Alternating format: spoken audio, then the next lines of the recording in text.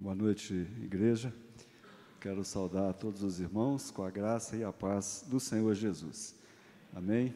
É uma alegria muito grande estar aqui, rever os irmãos, poder compartilhar a palavra desse lugar que foi bênção, né, na minha vida, e estar com os irmãos que são ainda bênção na minha vida. E eu louvo ao Senhor pela vida de cada família dessa igreja.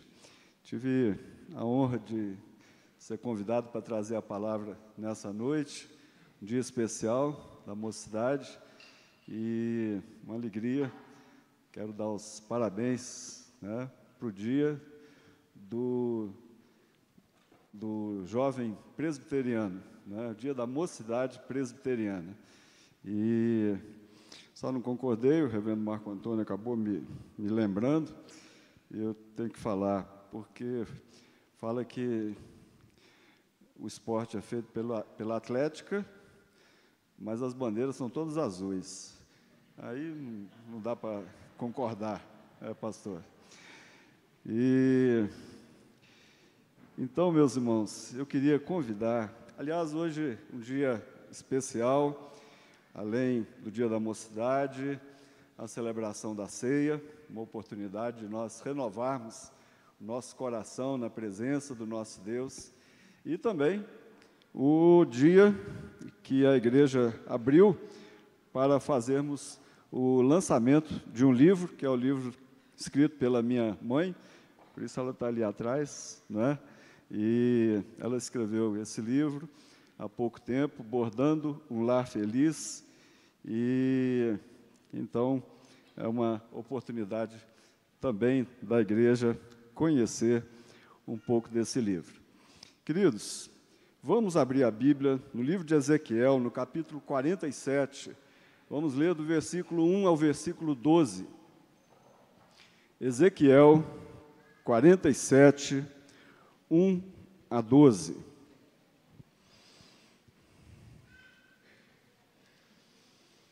Assentados, como os irmãos se encontram, convido para que acompanhem a leitura da palavra do Senhor nesse momento. Ezequiel 47, verso 1 ao versículo 12. Depois disto, o homem me fez voltar à entrada do templo, e eis que saíam águas de debaixo do limiar do templo para o oriente, porque a face da casa dava para o oriente, e as águas vinham debaixo do lado direito da casa, do lado sul do altar. Ele me levou pela porta do norte e me fez dar uma volta por fora, até a porta exterior que olha para o oriente, e eis que corriam as águas do lado direito. Saiu aquele homem para o oriente, tendo na mão um cordel de medir. Mediu 1000 côvados e me fez passar pelas águas, águas que me davam pelos tornozelos. Mediu mais 1000 e me fez passar pelas águas, águas que me davam pelos joelhos. Mediu mais 1000 e me fez passar pelas águas, águas que me davam pelos lombos. Mediu ainda outros 1000, e era já um rio, que eu não podia atravessar, porque as águas tinham crescido, águas que se deviam passar a nado, rio pela qual não se podia passar. E me disse: viste isso, filho do homem? Então me levou, e me tornou a trazer à margem do rio. Tendo eu voltado, eis que à margem do rio havia grande abundância de árvores de um e de outro lado. Então me disse: essas águas saem para a região oriental e descem para a campina, entram no Mar Morto, cujas águas ficarão saudáveis. Toda criatura vivente que vive em enxames viverá por onde quer que passa este rio, e haverá muitíssimo peixe, e aonde chegarem essas águas, tornarão saudáveis as do mar, e tudo viverá, por onde quer que passe esse rio. Junto a ele se acharão pescadores, desde em Gedi até em Eglaim. Haverá lugar para se estenderem redes, e o seu peixe, segundo as suas espécies, será como o peixe do mar grande, em multidão excessiva. Mas os seus charcos e os seus pântanos não serão feitos saudáveis, serão deixados para o sal. Junto ao rio, às ribanceiras de um e de outro lado, nascerá toda sorte de árvore que dá fruto para se comer. Não fenecerá a sua folha, nem faltará o seu fruto. Nos seus meses produzirá novos frutos, porque as suas águas saem do santuário. O seu fruto servirá de alimento, e a sua folha de remédio. Que Deus nos abençoe. Vamos orar. Pai, colocamos as nossas vidas diante do Teu altar agora, Pai. Fala ao nosso coração, abençoe-nos. E possamos sair da Tua casa, Pai, renovados pela Tua graça. Tenha misericórdia de nós. Nós oramos no nome do Senhor Jesus. Amém, Pai. Meus irmãos, começo fazendo uma pergunta aos jovens. Por onde vocês têm andado? Quais são os caminhos que vocês têm seguido, colocado seus pés? Onde vocês têm gastado a vida de vocês, ainda que seja bem no início ainda, não é? Mas por onde vocês têm andado? Essa é a pergunta desse texto maravilhoso da Palavra de Deus. O livro de Ezequiel foi escrito quando Ezequiel estava no exílio da Babilônia. E é interessante que, enquanto Ezequiel profetizava para os exilados na Babilônia, o povo de Deus, Jeremias, ele profetizava ao mesmo tempo para os que ficaram em Jerusalém, e Daniel profetizava no palácio da Babilônia. Isso por volta do ano 597. E é interessante esse livro de Ezequiel, porque, meus irmãos, no meio dessa história toda do exílio, quando Jerusalém estava destruída, o povo preso na Babilônia, escravo ali, Ezequiel ele consegue tirar ele traz palavras de esperança para o povo. Então, ele fala a respeito do Espírito Santo que ia ser derramado, seria aspergido novamente. Então, ele traz esperança, a ponto dele receber uma visão de Deus, a partir do capítulo 40, do templo, o templo que tinha sido destruído, e que, ao voltar para Jerusalém, o povo iria reconstruí-lo. Então, Deus dá para Ezequiel todas as medidas do templo. Ezequiel tem uma visão, ele vai passando, eu acho que uma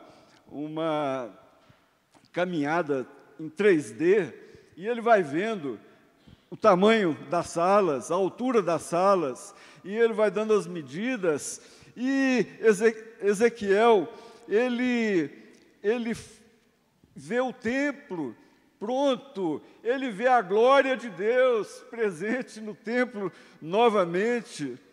E então, meus irmãos, Ezequiel, ele traz essas palavras de esperança para o povo, não é? Ali no exílio, quando ele fala do templo, ele fala do trono de Deus, ele fala da Páscoa, ele fala das festas que iam voltar, ele fala, então, nesse capítulo 47, de uma visão do altar de Deus. E é aqui que nós começamos, uma visão do altar. E, na verdade, meus irmãos, ele vê que uma água brota do altar. Uma água brota do altar de Deus. E ele vai falando dessa água, o caminho que ela faz, até que chega alguém e começa, então, a medir essas águas. E o que nós vemos na palavra de Ezequiel é que, na verdade, essa água, quando a glória de Deus enche o templo e começa a brotar essa água, na verdade, essa água é o simbolismo da presença de Jesus no templo, o mediador da graça de Deus, o mediador da aliança de Deus. Então, essa figura da água que se derrama, que desce e que ela vai encontrando caminhos, tornando, por onde passa, tornando tudo saudável. Meus irmãos, o que eu quero trazer nessa noite é um desafio para todos, especialmente para os jovens. O desafio de nós entrarmos nesse rio. O desafio de nós experimentarmos completamente do frescor dessa água, da riqueza dessa água, da fartura dessa água, da bênção que é a graça de Deus, porque essa água brota da presença de Deus e forma esse rio, e essa água veio do altar. Em primeiro lugar, então, eu queria compartilhar exatamente isso. Essa água veio do altar. Não é uma água comum, é uma água enviada por Deus. Jesus foi enviado do Pai. Ele é a expressão exata do ser de Deus, e ele veio para poder trazer vida a todos nós, vida em abundância, como nós vemos nesse capítulo. E nós vamos chegar vendo exatamente essa abundância da graça de Deus. Então, meus irmãos, esse texto, ele nos convida, ele convida cada um a pisar nesse rio. Olha, chega uma hora, meus queridos, que nós temos que fazer uma definição da nossa história. Ou a gente continua pisando na terra desse mundo, a terra complicada desse mundo, com tudo que esse mundo oferece, ou a gente tem a coragem de colocar o pé na água, de entrar nesse rio, de mergulhar nessa água, de estar totalmente envolvido com as coisas de Deus. Uma proposta, meus irmãos, de mudança na nossa caminhada. Não um meio termo, onde eu fico com um pé na terra, outro pé na água. Não, é uma proposta de você entrar, dizendo não para as coisas do mundo, voltando para o Senhor. Lendo a história e o testemunho de Sylvester Stallone, do filme Rocky, o Lutador, Rambo e tantos outros, ele foi criado num lar evangélico. E chegou um momento da sua vida que ele se entregou às tentações, se afastou da igreja, afastou das coisas de Deus, se envolveu totalmente no mundo e, como ele disse no seu testemunho a uma revista, a Focus on the Family, ele diz da seguinte maneira: quanto mais me entrego ao processo de crer em Jesus e escutar sua palavra e deixá-lo me guiar no que eu faço, mais eu sinto que as pressões estejam sumindo de cima de mim. Aí ele diz algo que eu achei fantástico. nós precisamos de orientação de outras pessoas. Por que ele está dizendo isso? Porque ele queria dizer, usando a figura da academia, do filme O Rock, ele diz, não podemos treinar a nós mesmos. A igreja é a academia de ginástica da alma. Meus irmãos, andar com Jesus faz toda a diferença. Caminhar nos caminhos de Jesus. E é uma redundância, porque dizer caminhar nos caminhos de Jesus, olha, Jesus é o caminho. E Ele nos espera, nos aguarda de braços abertos. Mas para isso tem que ter coragem de tirar o pé da terra. Na faculdade, né, na universidade, nos estágios, no lazer, nas buscas de prazer, tem que ter coragem de dizer não. Tem que ter coragem de dizer não para o mundo. E dizer, não, o meu caminho é outro. Eu piso na água. Eu não piso na terra, eu piso na água. Porque essa água é a água da graça de Deus. Ela significa a aliança, o pacto. Então, meus irmãos, casais, avós, solteiros, recém-casados, jovens, é mudança de vida, é vida nova, é vida abundante. E é o que nós somos convidados aqui nesse texto. Tirar o pé da terra das tentações, das imoralidades, das ideologias malignas, dos vícios, do afastamento do Senhor e buscar o Senhor de todo o nosso coração. Em segundo lugar, meus irmãos, essa água ela veio também para nos envolver. Ela veio para nos envolver. E o versículo 5 fala a respeito disso.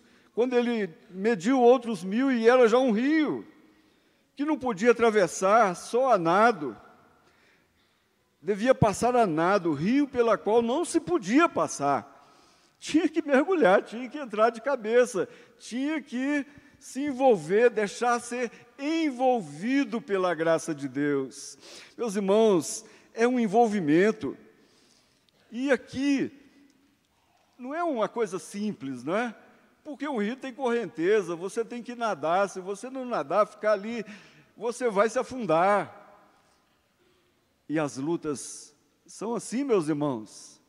Mas quando nós nos envolvemos, deixamos ser envolvidos por esse rio, por essa graça bendita do Senhor, olha, nós somos cuidados, e Ele vem e nos tira daquela correnteza, nos guarda, nos abençoa. E, meus irmãos, eu vejo que aqui nesse texto, nós vemos um processo. A água sai do trono, vai para a região oriental, desce a campina, entra no Mar Morto, do Mar Morto ela vai para o mar, e por onde ela passa, tudo fica saudável. É assim, meus irmãos, a graça de Deus, ela nos envolve, e as coisas vão se tornando saudáveis, e não é um passo de mágica, porque à medida que a água vai entrando no Mar Morto, as águas do Mar Morto, aquelas águas mortas do Mar Morto, elas vão se tornando saudáveis, é um processo. Inclusive, quando nós vemos aqui as medidas a gente pode ver realmente que se trata de um processo. E então, meus irmãos, esse processo, ele santifica, ele liberta, ele renova, ele muda os pensamentos, ele muda as atitudes, ele muda o palavreado, ele muda a nossa agenda, ele muda as nossas roupas, ele muda tudo na nossa vida. Mas a gente tem que ter coragem de entrar, porque quando nós entramos, entregamos a nossa vida ao Senhor Jesus, Ele nos envolve, meus irmãos. É a graça, é a aliança, é o cuidado de Deus. E aí entra o Salmo 1, eu sempre penso que o Salmo 1 é o Salmo da juventude. O Salmo 128 é o Salmo dos homens, dos javalis, né? Já ficou bem definido isso. Mas o Salmo 1, bem-aventurado aquele que não anda, não para e nem se assenta com os pecadores, mas o seu prazer está na lei do Senhor. Ele tem prazer de estar com o Senhor, ele tem prazer de ouvir as coisas do Senhor, as músicas do Senhor, de estar com os irmãos, os filhos do Senhor. Ele tem prazer, e ele medita de dia e de noite. E aí entra uma frase que é fantástica: e tudo quanto ele faz será bem sucedido. Meus irmãos, essa mocidade hoje, está todo mundo correndo atrás do sucesso, da vitória. Está correndo atrás de alguma coisa. É de uma namorada, é de um namorado, é de um casamento, é de um emprego, é de uma boa colocação. Mas nós precisamos de entrar. Nós temos que deixar a graça de Deus nos envolver, tomar conta da nossa vida. No livro da minha mãe, tem uma história que eu vou contar, resumindo. Vale a pena comprar o livro. Já fiz o meu comercial. Mas a minha mãe conta a respeito de uma vez, meu avô era evangelista no interior de São Paulo, por volta de 1930 e alguma coisa, e ele foi com a minha avó e com a minha mãe, ainda bem pequena, para a casa de um homem, porque ele queria que o meu avô expulsasse o demônio que morava no embornal. Embornal é um saco de pano que levava a marmita para o campo, na hora do almoço, lá na roça, e outras coisas. Meus irmãos, a história é o seguinte: um homem foi construir a sua casa e tinha uma moita de bambu. E ele meteu a enxada ali naquela moita de bambu. Aí, de repente, alguém falou com ele: olha, aqui você não vai construir a sua casa não, porque eu moro aqui. Era um demônio falando com ele. Aí ele ouviu isso, mas ele era um homem corajoso, e ele acabou continuando, construiu a casa, mas o demônio foi morar dentro do embornal, dentro da casa. Essas histórias existem. E ele atormentava aquela família. E aquela família não tinha prazer. E coisas aconteciam. Até que o meu avô chegou ali, e ele ouviu a história daquele homem, e ele entrou na casa, e ele começou a, na verdade, cantar louvores. Começou a fazer cultos, começou a ler a palavra. Em nenhum momento ele foi lá enfrentar o embornal e gritar com o embornal. Meus irmãos, nós não fazemos sessão de descarrego. Nós deixamos o Senhor Jesus nos envolver. Nós deixamos o Senhor Jesus tomar conta da nossa vida, da nossa casa. É isso que nós precisamos. Da graça de Deus, de viver no meio dos louvores.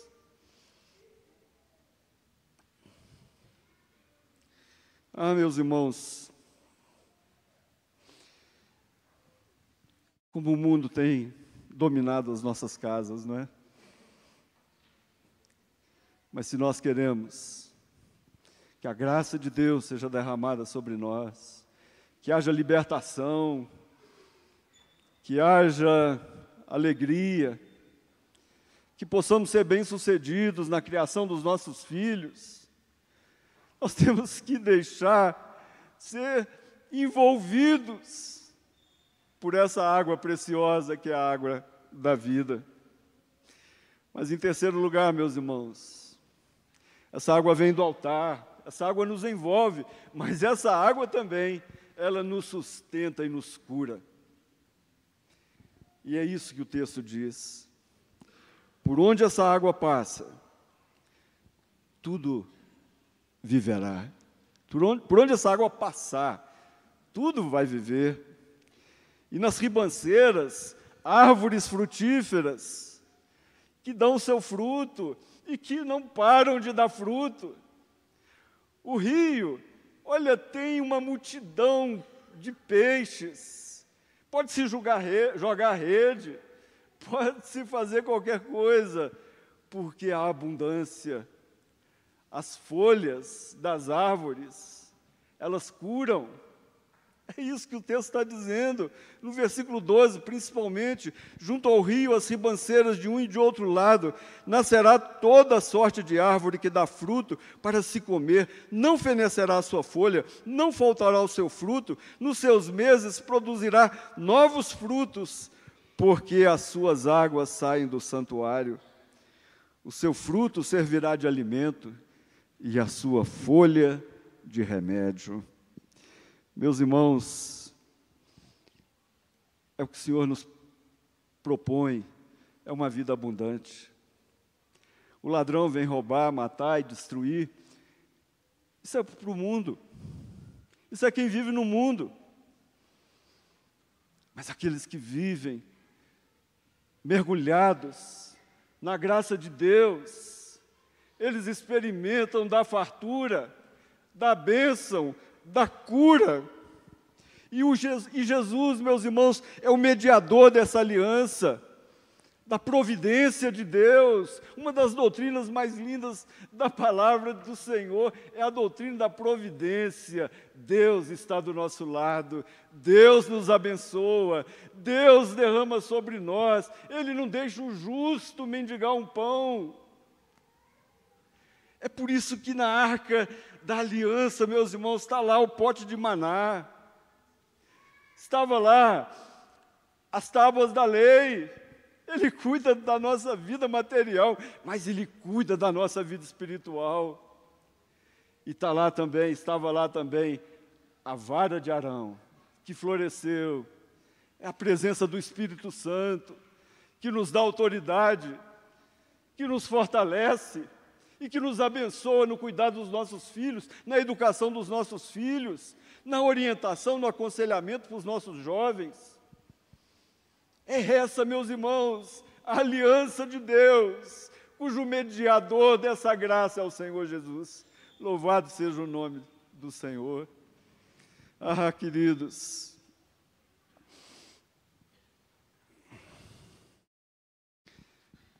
eu sei que o Genaro conhece, mas eu creio que todos, os mais novos e os menos jovens, né, também conhecem. Rodolfo Abrantes era vocalista do conjunto Raimundos e um rock misturado com nordestino. É isso mesmo, Genaro? Sei que ele era um doido. Acho que ele estava para mudar de conjunto. Ele ia sair do Raimundos para o Sepultura, mas não é para o conjunto Sepultura, não. Ele ia para a Sepultura mesmo, porque ele estava se acabando com as drogas. Já não tinha muita esperança para ele. Até que ele ouviu sobre a graça de Deus. Meus irmãos, aquele jovem, hoje não é jovem mais, ele largou tudo. Ele investiu a sua vida nas folhas dessa árvore.